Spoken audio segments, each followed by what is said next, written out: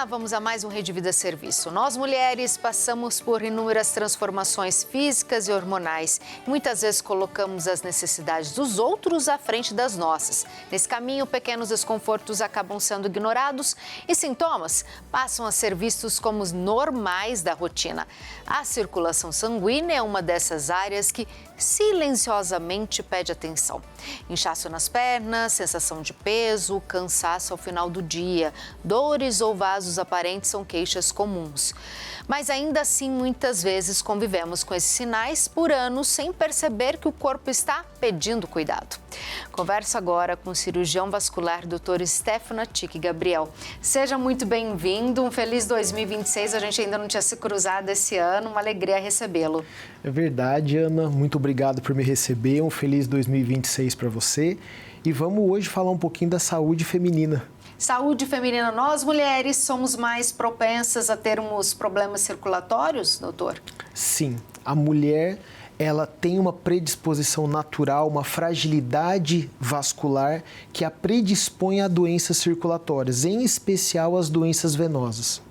E junto com essa predisposição, a mulher tem a genética, que ela já traz da sua família, que favorece as doenças circulatórias, e a ação hormonal.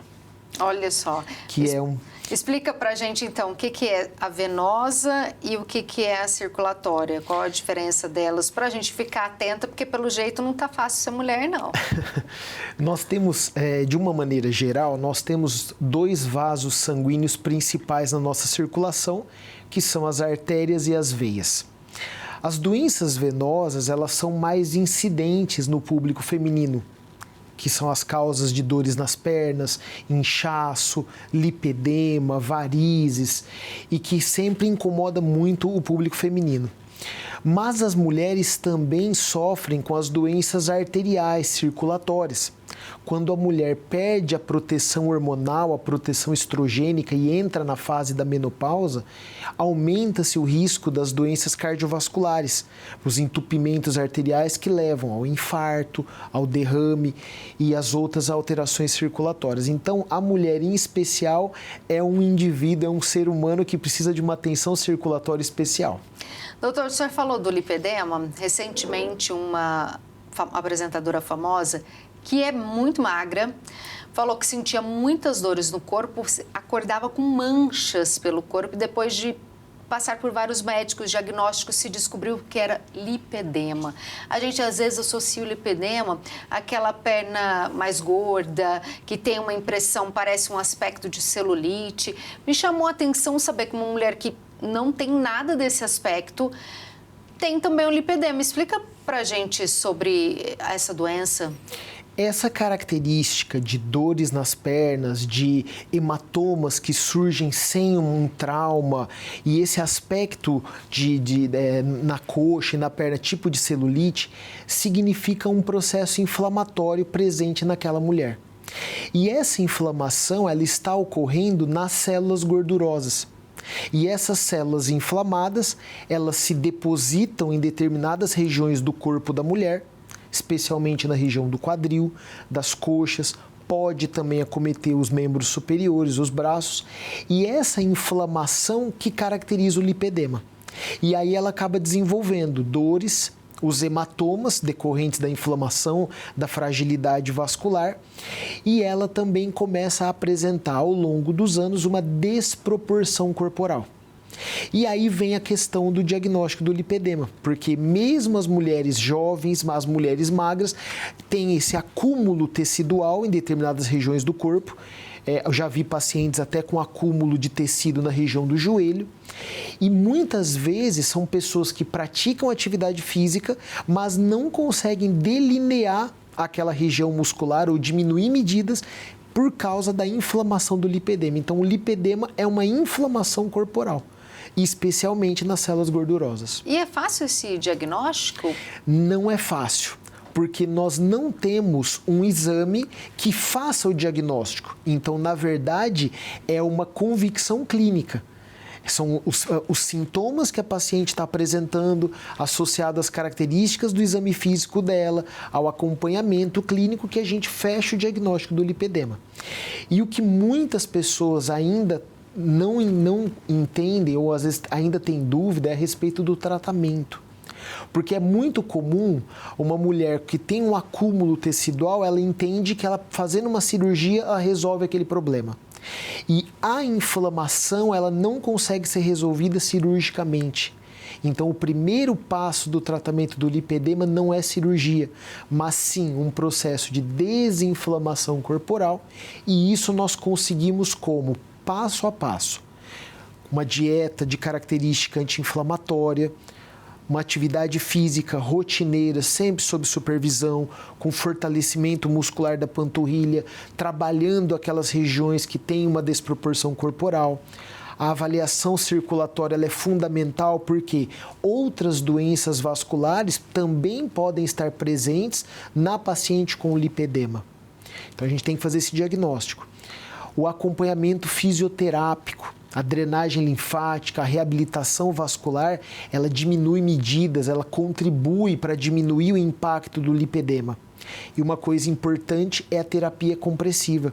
O que é isso? São as meias elásticas, as bandagens, o mais comum são as meias elásticas, que nos auxiliam nessa redução do acúmulo de líquido tecidual decorrente da inflamação, com isso diminuindo a sensação de peso, de dor, de cansaço, até mesmo, em determinados casos, até diminuindo a medida do membro. Então, esse é o conjunto inicial para o tratamento do lipedema. Existem casos, Ana, em que a desproporção corporal ela é tão importante que até apoio psicológico algumas pacientes precisam. Olha isso. Doutor, e tem cura? Ele não tem cura, porque a gente não consegue curar a inflamação. A gente consegue reduzir o processo inflamatório e em casos avançados, naquelas pacientes em que o tratamento clínico não teve sucesso, que a desproporção corporal ela está muito importante, o tratamento cirúrgico com lipoaspiração ela se faz benéfica, mas em casos selecionados. Lipedema, vamos passar para outro assunto do momento no Brasil, que está em alta, as canetas emagrecedoras. Eu queria que o senhor explicasse para a gente, para quem está assistindo o nosso programa, qual que são os cuidados primordiais que a pessoa tem que ter antes de começar a usá-las. Se é tão danoso assim usar essas canetas ou se tem benefício sim, se tem esses cuidados que o senhor vai explicar agora para a gente. Ana, as canetas emagrecedoras, elas têm sido muito utilizadas pelos pacientes com doenças circulatórias. O objetivo de todo mundo que usa as canetas é a perda de peso. Por um lado, a perda ponderal ela é benéfica para o sistema circulatório, porque o sobrepeso e a obesidade, tradicionalmente, são fatores de risco para as doenças circulatórias. Mas, por outro lado, quando uma pessoa inicia o uso dessas medicações sem recomendação médica, isso é muito perigoso. Porque, primeiro, a pessoa pode ter uma alteração metabólica importante. Muitas vezes ela não faz o tratamento de maneira adequada, às vezes ela não tem indicação do uso dessa medicação. Ela pode ter perda de nutrientes decorrente do tempo em que ela diminui a ingesta alimentar. E ela não consegue fazer um tratamento prolongado. E muitas vezes aquela perda de peso inicial, posteriormente ela acaba voltando, a pessoa ganha, tem um reganho de peso e isso acaba sendo muito prejudicial para a nossa circulação. Hoje tem se falado muito das pacientes que estão desenvolvendo pancreatite com o uso das canetas. Então, talvez o maior cuidado, a maior orientação para quem quer utilizar a caneta como uma maneira de iniciar um tratamento para a redução de peso é fazer este tratamento sempre sob orientação e supervisão médica. Não fazer por conta própria ou por orientação de um amigo ou vendo que um colega de trabalho utilizou e teve sucesso, ela entender que ela vai ter o mesmo sucesso. Então, passar por uma avaliação médica, fazer um check-up, uma bateria de exames, dialogar, verificar o que é necessário se fazer para que seja um tratamento que venha para agregar, para adicionar um efeito benéfico para esse paciente. E não como um início de tratamento que vai ser descontinuado e que só vai trazer prejuízo para essa pessoa.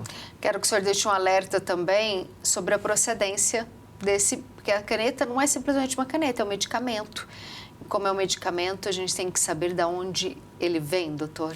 Isso é fundamental. Esse ponto que você comentou da procedência é importante porque envolve o corpo da pessoa, o metabolismo do ser humano, é uma medicação que está sendo aplicada na pessoa, então muito cuidado com as medicações que a gente não sabe a origem, a procedência ou às vezes um custo mais reduzido e na verdade não tem a propriedade que a gente está esperando. Então isso é fundamental.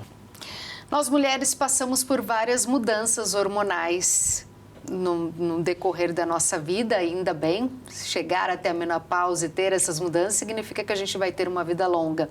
Como que isso impacta a nossa saúde vascular? Quais são os principais cuidados que temos que ter? A mulher, ela tem 2 períodos de alteração circulatória.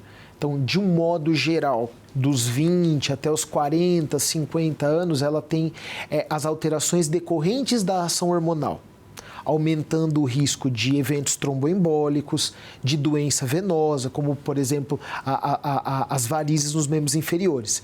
E a mulher, nessa faixa etária, dos 20 aos 40 anos, geralmente passa pelo processo gestacional e pelo puerpério. Então, essa sobrecarga hormonal, ela aumenta o risco de dores nas pernas, de inchaço, de peso no final do dia, de lipedema, dessa alteração inflamatória e também de eventos como a trombose e a embolia pulmonar.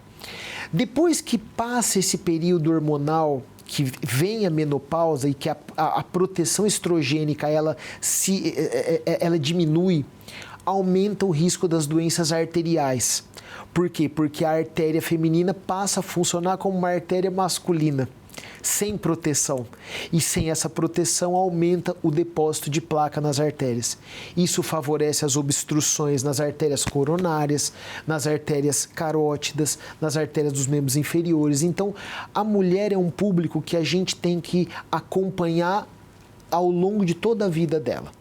E claro que a gente tem que direcionar o nosso olhar para a faixa etária. Então, uma moça jovem de 20 anos, o que a gente prioriza? As doenças venosas, o cuidado com o acúmulo de líquido, com as dores nas pernas e o risco dela desenvolver uma trombose quando ela faz uma cirurgia, quando ela faz uma viagem prolongada, quando ela, por um motivo, ela sofreu um acidente, tem uma fratura. Já a mulher a idosa, a gente já tem um olhar mais preocupado com aquelas alterações cardiovasculares. Então, aí a gente tem que fazer um check-up mais detalhado, focando nas artérias e sempre cuidando dos níveis de colesterol, triglicerídeos e do controle do diabetes e do sobrepeso. Então, é interessante, doutor, para a mulher que deseja engravidar, não só procurar um ginecologista, um nutricionista, mas também um cirurgião vascular para esse acompanhamento por causa da trombose? É recomendado que a mulher que descobriu que está grávida, que ela mantenha um acompanhamento com o médico vascular, porque ela, ao longo da gravidez, ela vai acabar tendo o desconforto do inchaço e das dores nas pernas. E uma preocupação que sempre existe é que ela desenvolva uma trombose durante a gravidez. E não é legal que a mulher tenha que usar um anticoagulante durante a gravidez. Então, faz parte do acompanhamento pré-natal também fazer uma avaliação vascular, um exame da circulação das pernas. Muitas vezes a gente evita medicar uma mulher grávida, até mesmo no puerpério, enquanto ela está amamentando. É preferível as orientações comportamentais, a atividade física, o uso das meias elásticas, e essa paciente ela vai desenvolvendo o período gestacional com tranquilidade e, se houver qualquer necessidade, a gente vai e faz uma avaliação mais detalhada. Na outra ponta, a mulher da menopausa, também por causa da reposição, de todas as mudanças que o senhor falou, que acontece no nosso corpo, também é interessante, então, ter esse acompanhamento. Qual que é a sua visão sobre a reposição hormonal para essa mulher? Olha, a reposição hormonal, ela fica, claro, a critério de cada paciente, ela precisa sempre estar discutindo isso com o seu ginecologista e o vascular, o olhar dele tem que ser, anualmente, manter um acompanhamento dessa mulher. Sempre prevenindo as doenças cardiovasculares e, se houver a reposição hormonal, um olhar atento sempre para o risco das doenças trombóticas e tromboembólicas. Então, a dor na perna, aquele inchaço que, de repente, ela desenvolveu, uma dificuldade para caminhar, tudo isso é importante a gente sempre estar avaliando. Qual é o tipo de varizes ou veia que acaba sendo cirúrgica? Porque nem todas são cirúrgicas. Explica pra gente, para quem está assistindo, ter essa atenção. Qual que é aquele tipo que você vai ter que fazer uma cirurgia? De um modo geral, aquelas veias que são visíveis e palpáveis, que você percebe quando fica de pé, que tem aquele relevo, que ela está cheia, que ela está dilatada, é uma veia que é passível de tratamento. É que hoje, Ana, a medicina vascular ela se desenvolveu tanto que existem opções de tratamento em consultório, opções minimamente invasivas, como, por exemplo, o endolaser, e também o tratamento cirúrgico convencional. E aí, cabe à paciente observar o seu corpo, claro, e enxergar que ela tem essas veias e, associando a presença dessas veias aos sintomas de dores, de inchaço, de peso nas pernas no final do dia, procurar o atendimento médico, realizar uma avaliação. Porque nessa avaliação, a gente vai conseguir verificar qual é a melhor opção de tratamento de acordo com a necessidade dessa paciente. Vamos falar dessas revoluções, inovações que são tão benéficas para a gente, até por causa da qualidade do tratamento e também da recuperação. Como que funciona esses lasers, esses novos tratamentos que podem melhorar o nosso dia a dia, doutor? Hoje, nós temos a opção para aquelas pacientes que têm aqueles vasinhos que incomodam esteticamente, ela pode realizar o tratamento em consultório com laser transdérmico. O laser transdérmico ele é não invasivo, é uma plataforma de laser onde se dispara a energia na pele e essa energia ela chega até o vaso. E aí o vaso ele vai ser ocluído, com isso vai ocorrer o desaparecimento daquele vasinho. Nos casos de veias mais dilatadas, de algumas varizes um pouco mais volumosas, existe a possibilidade de associar tratamento a laser com escleroterapia. Então, aí é um outro tipo de processo onde o nosso organismo ele vai ter que absorver essa veia tratada. Ela não é removida, mas depende da absorção do nosso organismo. E hoje, o que está muito em evidência é o tratamento totalmente a laser. Então, mesmo naquelas veias superficiais, realizar tratamento por endolaser, onde a fibra do laser entra dentro da veia e queima essa veia. Então, ela não é removida cirurgicamente, mas ela é queimada por dentro do próprio vaso. Então, são inovações que vieram com o intuito de deshospitalizar o paciente. Por exemplo, para o lipedema, uma inovação que nós temos hoje são os campos magnéticos, que são tratamentos que oferecem a quebra desse acúmulo tecidual no próprio consultório. São sessões de campo eletromagnético, de estimulação eletromagnética, que tem como finalidade quebrar esse tecido gorduroso inflamado que está causando essa desproporção corporal. Tudo em consultório. Olha só, e esses procedimentos realizados no consultório também demandam um repouso ou um cuidado desse paciente, doutor, ou vida que segue? Essa é a grande vantagem, é vida que segue. Porque o repouso hoje é um repouso mínimo.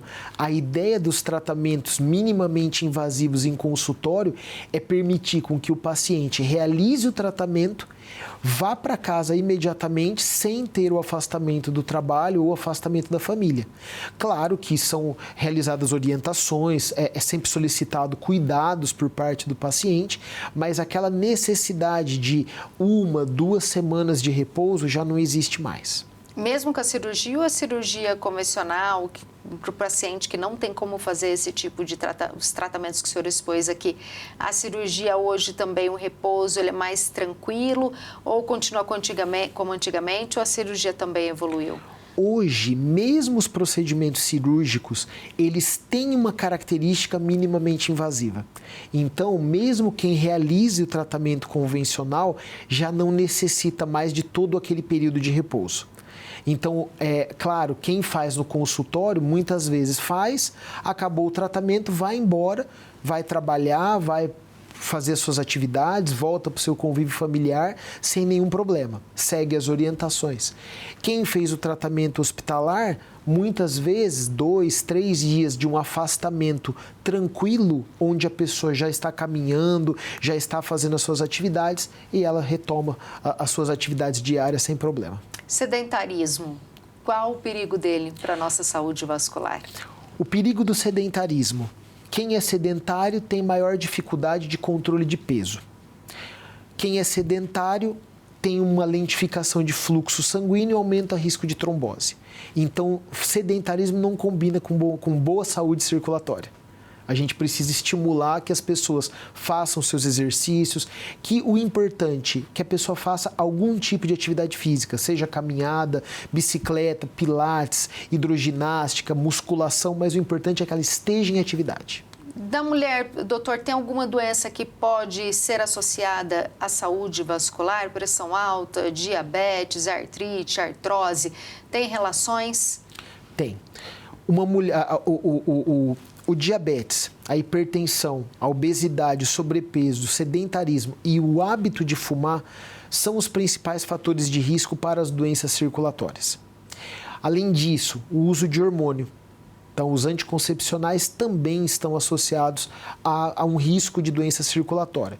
Mas é sempre importante o acompanhamento médico, para que a gente possa orientar as boas opções de anticoncepcionais, fazer um controle dos níveis pressóricos, dos níveis glicêmicos, sempre estar estimulando o controle de peso e diagnosticando o mais precoce possível qualquer alteração circulatória. A gente está terminando, aproveite e deixa um recado para quem está acompanhando a entrevista. Ana, eu espero que o público que esteja nos assistindo, que eles procurem sempre valorizar os seus sintomas, cuidar da sua circulação e entender que a circulação está presente em todas as partes do nosso corpo, então é uma prioridade para 2026. Com certeza, muito obrigado, foi uma alegria recebê-lo novamente. Eu quem agradeço, muito obrigado. Este foi o Rede Vida Serviço, nós falamos sobre a importância da saúde vascular. Então, se você não fez seu check-up ainda, aproveita que o ano só está começando, já corre para deixar a sua saúde, cheque, certinha. Até nosso próximo encontro. Tchau, tchau.